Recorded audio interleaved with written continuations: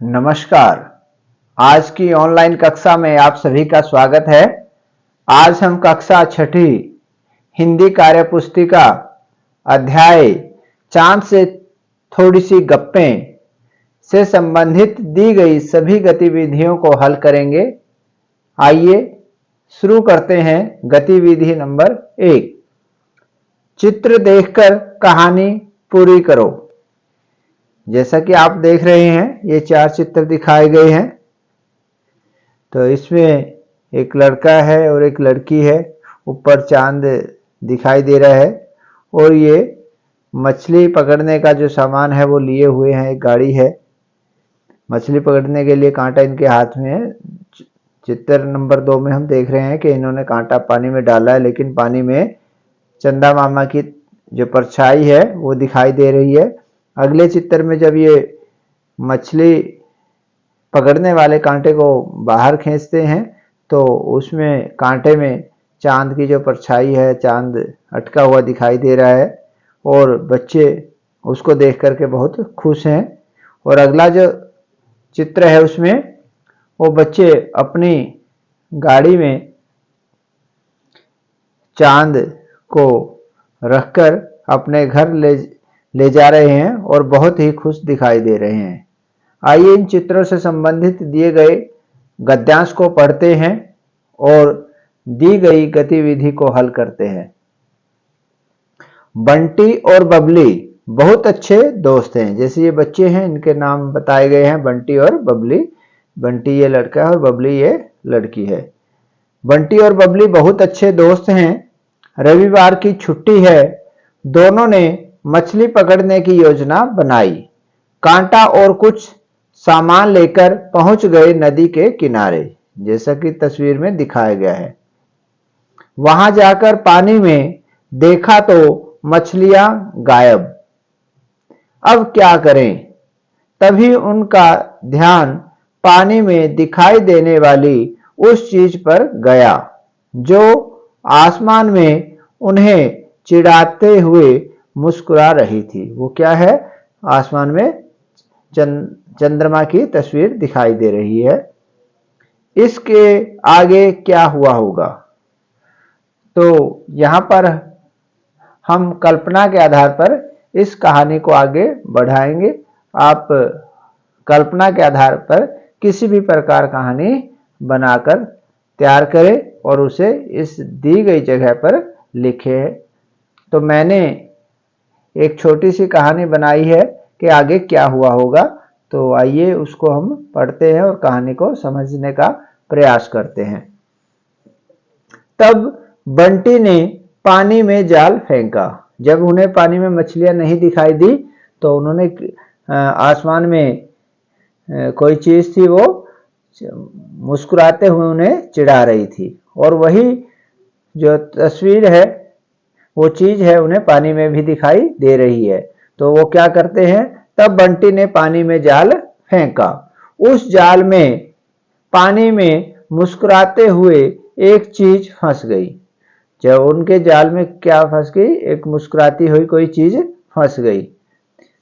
उसने जब जाल को ऊपर खींचकर देखा तो हंसता हुआ चांद था। जब उन्होंने जाल को ऊपर खींचा तो उसमें क्या फंसा हुआ था? हंसता हुआ चांद था। दोनों दोस्त बहुत खुश हुए और चांद को उठाकर अपने घर ले गए। घर ले जाकर सभी ने खूब खुशियां मनाई, यानी कि पूरे परिवार ने चांद को देख करके बहुत खुशियां मनाई। आइए चलते हैं अगली गतिविधि पर। गतिविधि या प्रश्न नंबर 2, ऐसे गीत की 4-5 लाइनें सोचो जिसमें चांद शब्द आता हो। इसको लिखकर अपने दोस्तों के साथ गाओ। एक गीत की 5 लाइनें यहां दी गई हैं।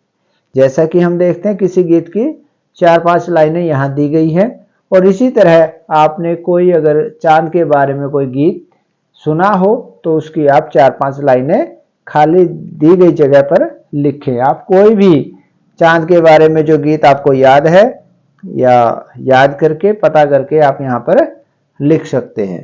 पहले हम पढ़ते हैं दिए गए गीत को। चंदा चमके चमचम चम, चीखे चौकन्ना चोर, चीनी चाटे चींटी चटोरी चीनी खोर। कितना मुश्किल ये गाना, जरा गा के सुनाना। तो ये चांद के बारे में एक गीत है, वो लिखा हुआ है। इसी तरह आपको कोई भी अगर चांद के बारे में दूसरा गीत याद आता है तो आप उसको यहाँ पर लिखें। मैं यहाँ पर एक बहुत ही पुरानी फिल्म का गीत है, वो जो अक्सर माँ अपने बच्चे को लोरी के रूप में या प्यार जताते हुए गाती हैं, तो वो मैंने लिखा है और थोड़ा गुनगुनाने का प्रयास करूँगा। मेरी आवाज़ इतनी अच्छी तो नहीं है, लेकिन फिर भी थोड़ा सा प्रयास करता हूँ। चंदा है तू, मेरा सूरज है तू, ओ मेरी आँखों का तारा है तू। चंदा है तू, मेरा सूरज है तू, ओ मेरी आँखों का तारा है तू। जीती हूँ मैं बस तुझे देख के, इस टूटे दिल का सहारा है तू। तू खेले खेल गई, तू खेले खेल गई, मेरा खिलौना है तू। जिससे बंधी हर आशा मेरी, मेरा वो सपना सलोना है तू। चंदा है तू, मेरा सूरज है तू, तू मेरी आँखों का तारा है तू। ये गीत की 4-5 लाइनें लिखी हैं। आप कोई भी चाँद के बारे में गीत यहाँ पर लिखें, उसको याद करें, गुनगुनाएं और आनंद लें। आइए चलते हैं अगले प्रश्न पर। प्रश्न संख्या 3। यदि तुम्हें चांद से बातचीत करने का मौका मिले तो तुम क्या बात करोगे? तो बच्चों, अगर आपको कभी चांद से बातें करने का मौका मिले तो आप चांद से क्या क्या बातें करोगे, वो आप अपने विचार, आप अपनी कल्पनाएं यहाँ पर लिख सकते हैं। जो भी आपके मन में आए, जो बातें आप चांद से करना चाहे, वो यहाँ पर आप लिखें। यहाँ जो भी मैंने लिखा है वो सिर्फ मार्गदर्शन हेतु लिखा है।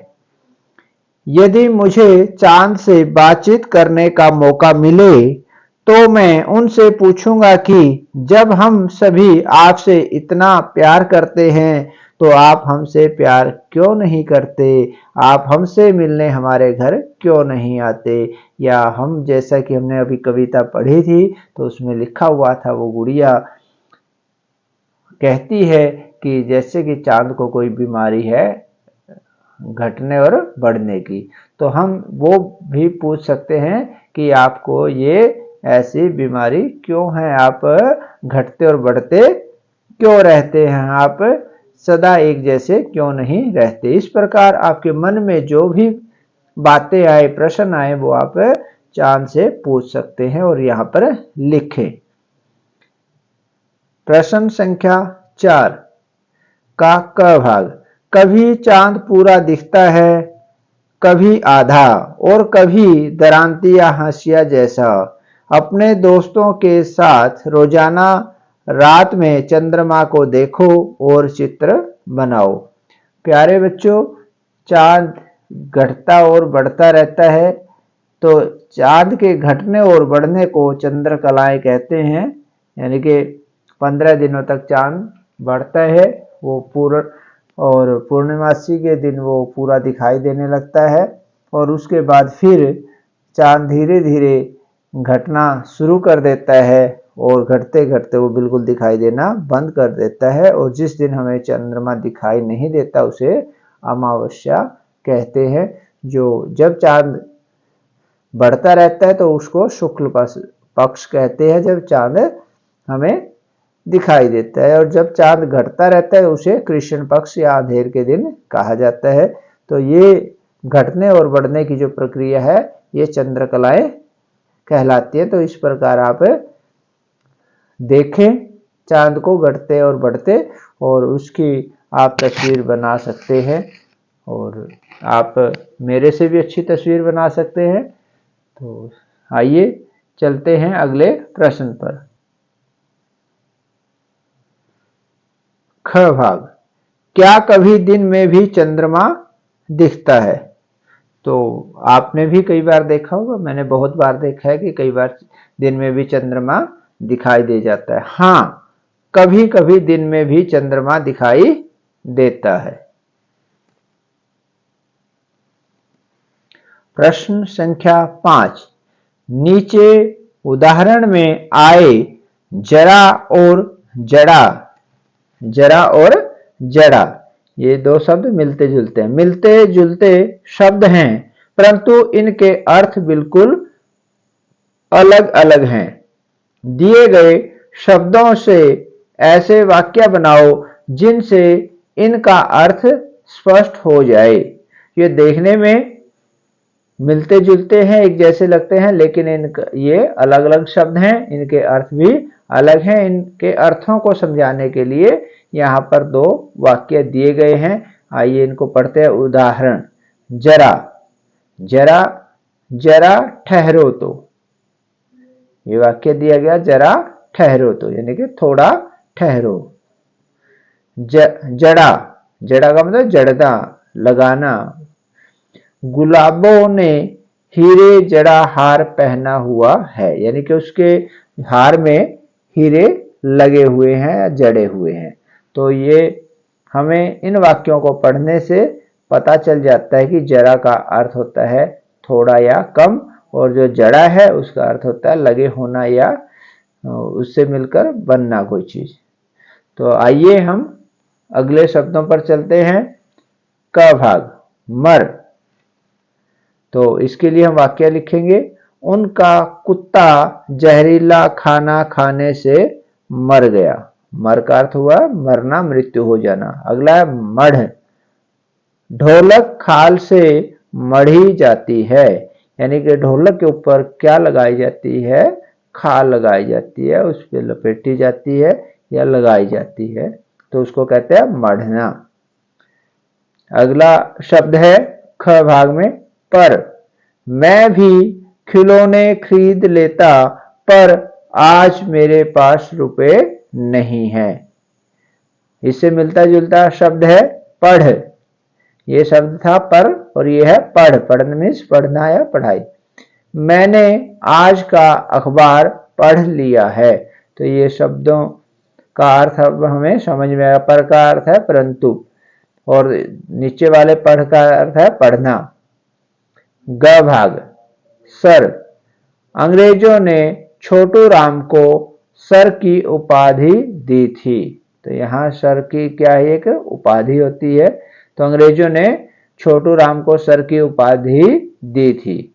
अगला जो शब्द है सड़, यानी सड़ जाना, बेकार हो जाना किसी वस्तु का, सड़। बारिश के कारण बहुत सारा अनाज सड़ गया था। तो आप देखते हैं कि इन वाक्यों को पढ़ने से आपको दिए गए शब्दों में अंतर पता चल गया है। ये शब्द देखने में और उच्चारण में थोड़े मिलते जुलते हैं, परंतु इनके अर्थ अलग अलग हैं। वो हम इनसे संबंधित वाक्यों को पढ़ करके समझ गए हैं। आइए प्रश्न नंबर 6 को हल करते हैं। प्रश्न संख्या 6, तुम्हें चांद और सूरज में से कौन ज्यादा अच्छा लगता है और क्यों? प्यारे बच्चों, ये आपकी मर्जी है, आपको इनमें से जो भी अच्छा लगता है उसके बारे में आप लिख सकते हैं। ये मैंने जो लिखा है सिर्फ एक मार्गदर्शन हेतु ही लिखा है। आप को अगर सूरज अच्छा लगता है तो सूरज के बारे में लिखें, अगर चांद अच्छा लगता है तो चांद के बारे में अपने विचार यहाँ पर लिखें। मुझे चांद ज्यादा अच्छा लगता है क्योंकि चांद की चांदनी बड़ी शीतलता प्रदान करती है। शीतलता मीन्स ठंडक, और जो चांद की चांदनी है वो बहुत ही प्यारी होती है, हमें सुकून देने वाली होती है। तो चलते हैं अगले प्रश्न पर। प्रश्न संख्या 7। प्रश्न संख्या 7 में चांद के बारे में एक और कविता पढ़ो। तो प्रश्न नंबर 7 में एक और कविता दी गई है जो चांद के बारे में है। आइए उसको पढ़ते हैं और समझने का प्रयास करते हैं। हठ कर बैठा चांद एक दिन, माता से यह बोला, सिलवा दो माँ मुझे ऊन का मोटा एक झिंगोला। सन सन चलती हवा रात भर, जाड़े से मरता हूँ, ठिठुर ठिठुर कर किसी तरह यात्रा पूरी करता हूँ। आसमान का सफर और यह मौसम है जाड़े का, न हो अगर तो ला दो कुर्ता कोई भाड़े का। बच्चे की सुन बात कहा माता ने, अरे सलोने, कुशल करे भगवान, लगे लगे कम तुमको जादू टोने।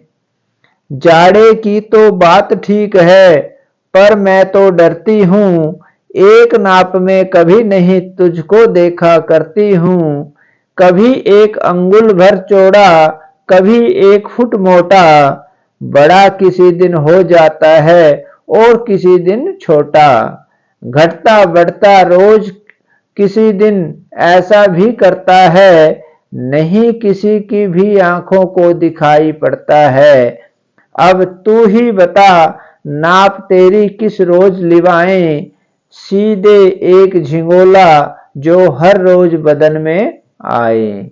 तो ये माता ने कहा कि तुम्हारे लिए तो एक झिंगोला ही सील देना अच्छा है जो हर दिन आपके बदन में आ सकता है, क्योंकि तुम्हारा जो आकार है घटता बढ़ता रहता है।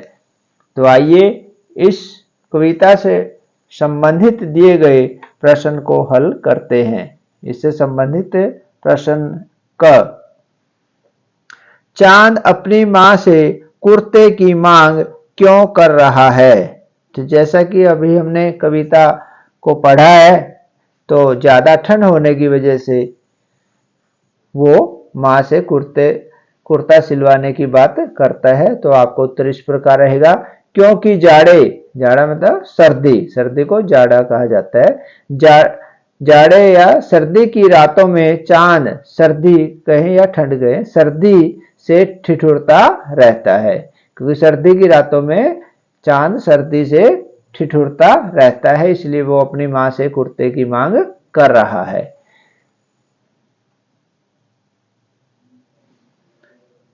ख भाग, मां ने चांद को ऐसी कौन सी ड्रेस सुझाई जिसे वह हर रोज पहन सकता है? तो मां ने कौन सी ड्रेस सुझाई थी चांद के लिए, वो कविता में बताई गई है, उसी को हम यहाँ पर लिख देंगे।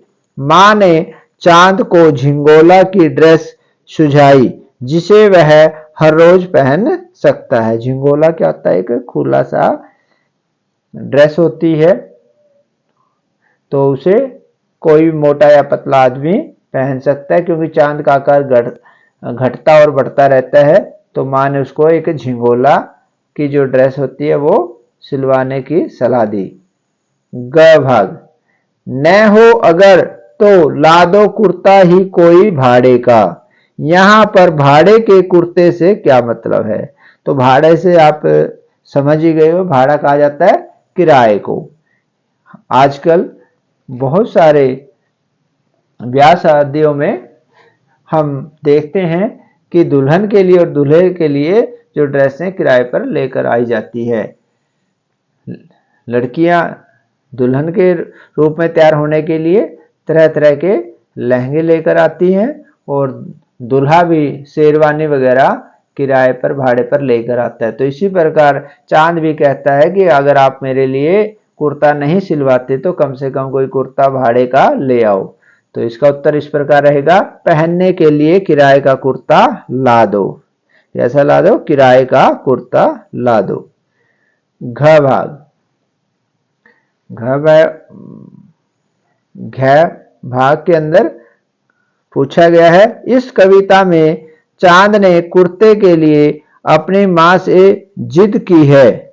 अगर सूरज अपनी मां से कुछ मांगे तो बताओ वह किस चीज के लिए जिद करेगा? यहां पर आप थोड़ा सोचें, दिमाग लगाएं, कल्पना करें कि चांद की तरह अगर सूरज अपनी मां से जिद करे तो वो अपनी माँ से किस किस तरह की चीजों की मांग करेगा। तो हम देखते हैं कि सूरज कब निकलता है? दिन के समय, और दिन में सूरज निकलने से बहुत गर्मी बढ़ जाती है। तो सूरज अपनी माँ से किस तरह की मांग करेगा वो यहाँ पर हम अंदाजे से लिखेंगे। सूरज बहुत गर्म होता है, वह अपनी माँ से ठंडे पानी, आइसक्रीम और शीतल पेय पदार्थों की मांग करेगा। शीतल पेय का अर्थ होता है ठंडे पीने योग्य पदार्थ, जैसे आजकल कोई भी कोल्ड ड्रिंक वगैरह समझे, या शिकंजी वगैरह, या नींबू पानी, कोई भी जो ठंडे पेय पदार्थ है उनको शीतल पेय कहा जाता है।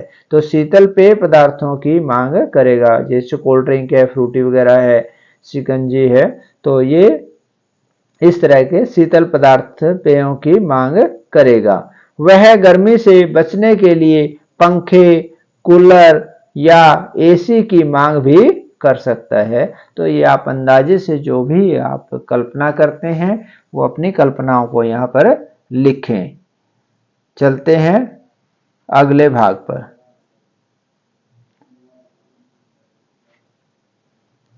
जो भाग है अंग। तुम अपनी माँ से किन किन चीजों के लिए जिद करते हो? तो आप अपनी माँ से किन किन बातों के लिए जिद करते हो वो आप यहाँ पर लिखेंगे। ये सभी की अलग अलग हो सकती है, हम पता नहीं हमने कितनी बार जिद की है, किस किस बात को लेकर के जिद की है। हो सकता है हमें कुछ याद है या नहीं है, या अभी आपने नज़दीक के समय में कभी कोई जिद की हो, तो वो आप यहाँ पर लिख करके बताएं। हम अपनी माँ से नई नई ड्रेस लेने के लिए, खिलौने खरीदने, मेले व सर्कस आदि देखने, घूमने जाने व मामा के गांव जाने, चॉकलेट, टॉफी, पिज्जा, बर्गर आदि खाने के लिए जिद करते हैं। तो इसके अलावा आप जो भी जिस चीज के लिए जिद करते हैं वो आप यहाँ पर लिख सकते हैं। ये मैंने सामान्य सी जिद लिखी है जो अक्सर बच्चे अपने माता पिता से जिद करते हैं। और अगला जो प्रश्न है उसमें बताया गया है कि अपनी कल्पना के आधार पर चांद की ड्रेस का चित्र बनाओ। तो प्यारे बच्चों, आप एक चांद का चित्र बनाएं जैसा भी आपको ठीक लगता है, और उसके लिए आप जिस प्रकार की ड्रेस की कल्पना करते हैं, चाहे आप उसके लिए झिंगोला बनाएं या कैसी भी ड्रेस जो आप उसके लिए बनाना चाहें, तो आप यहाँ पर एक तस्वीर बनाएं। मैंने एक जल्दबाजी में एक छोटा सा प्रयास किया है, जैसे कि चांद बना दिए है पूरा गोल, जो पूर्णिमा के दिन होता है गोल मटोल। तो उसके लिए आप किसी भी तरह की ड्रेस पहनाते हुए चित्र बना सकते हैं। तो आज की हमारी ऑनलाइन कक्षा यहीं पर समाप्त होती है। आपको हमारी यह ऑनलाइन कक्षा या हमारी ये वीडियो कैसी लगी कृपया कमेंट बॉक्स में अवश्य लिखें। जिन्होंने अभी तक हमारे YouTube चैनल शिक्षा सहायक को सब्सक्राइब नहीं किया है वो हमारे चैनल को सब्सक्राइब करें, बेल आइकन को दबाएं, ताकि जब भी हम नई वीडियो लेकर आएं तो उसका नोटिफिकेशन आप तक पहुंच सके। और हमारी वीडियो को ज़्यादा से ज़्यादा अपने मित्रों में शेयर अवश्य करें, ताकि ज़्यादा से ज़्यादा लोग हमारी वीडियो का लाभ उठा सकें। आप हमारी वीडियो पर अंत तक बने रहें, इसके लिए आपका बहुत बहुत धन्यवाद। आप सभी का दिन शुभ हो। जय हिंद, जय भारत।